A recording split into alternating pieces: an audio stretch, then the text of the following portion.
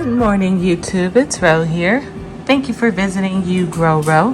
If this is your first time here, I hope you'll consider subscribing at the end of this video. If you've been here before, thank you so much for coming back. I appreciate you.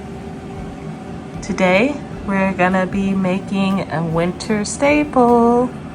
It's coming right up, right after my intro.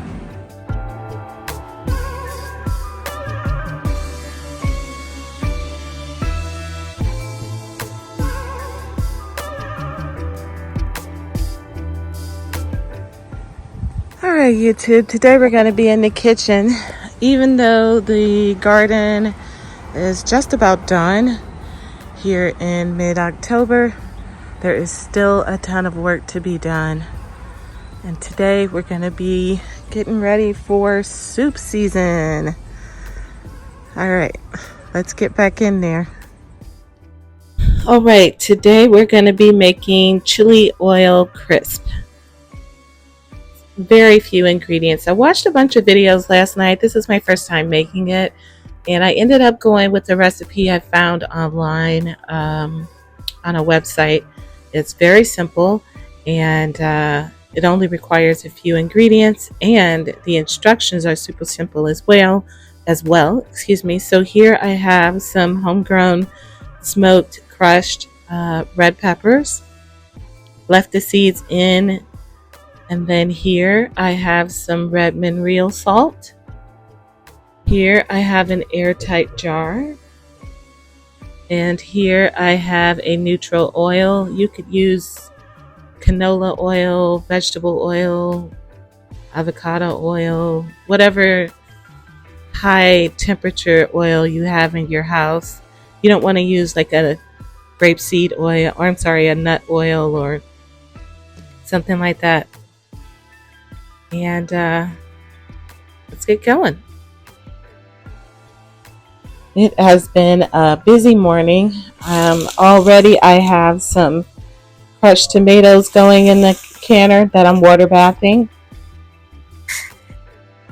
And then out here on the porch I have some garlic dehydrating. 3 racks. It smells amazing out here. And now we're going to make this chili oil crisp. We start by putting this oil into this medium pan. I got it on medium low.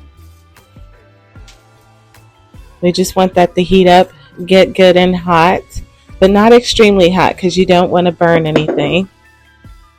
But you want to get that good and hot. So while that's heating up, let's do this other part.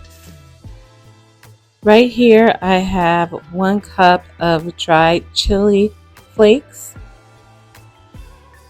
And I'm setting them in this bowl because when I go to pour that hot oil in here, just in case something funky happens, it won't get all over the place.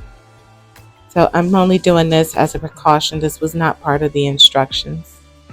So I have my oil here. It is good and hot. Just going to go ahead and pour this into my jar with the chili flakes. I did go ahead and pull out my canning funnel for this, the metal one. Okay, just pour this oil in.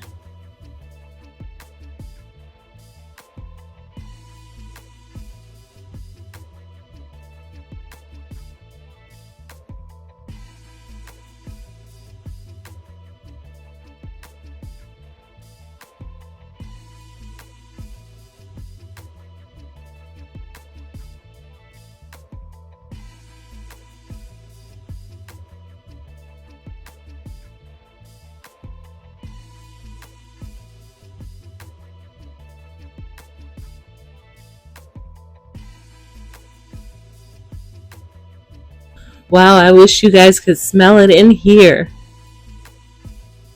That is smelling really good.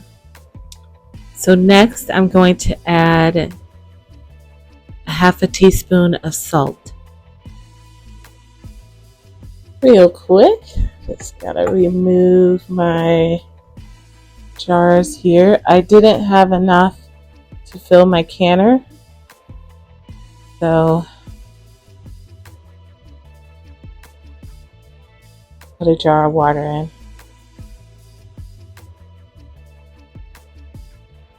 Ah, beautiful.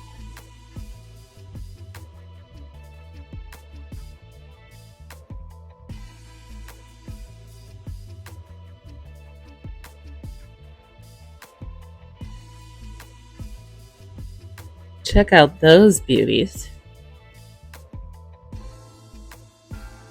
Marvelous, darling, marvelous. Okay, back to the task at hand.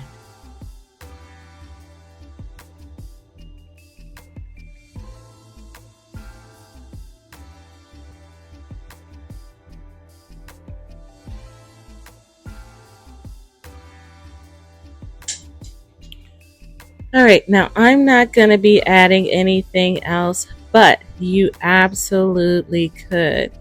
If you wanted to add garlic or some onion to this, I would wait till this cooled down a little bit because you wouldn't want to run the risk of burning it. But once it cooled down a little bit, I would go ahead and then add that garlic and onion or whatever other aromatics you want to add to it. But see that? We're getting that beautiful color there. Now, I don't think mine is going to get much brighter than that. It's going to get deeper in color, but it won't get brighter because I didn't use super bright red peppers. I used smoked peppers. But that's it.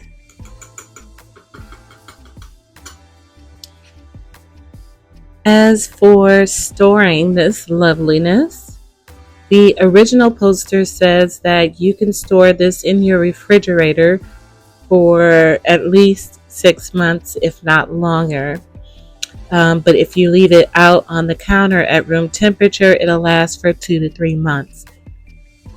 You'll know it went rancid by smelling it. And just a reminder, the more aromatics you use, the shorter the shelf life is for the chili oil. But now this is ready. You can use it in your ramen like I plan to do. Or you could spice up your morning eggs or whatever you want. But this, for me, will be for ramen. I'm especially looking forward to using this in the vegan rice noodle soups that I made last year during Juicing with Jay's vegan challenge. I'll link to that video above if you would like to check that out. You could also do an easy non-vegan version, but this will go well in that and in ramen for me. Alright friends, I hope you enjoyed the video. If you did, don't forget to hit the like button, subscribe, and share the video. I see you guys in another video on another day.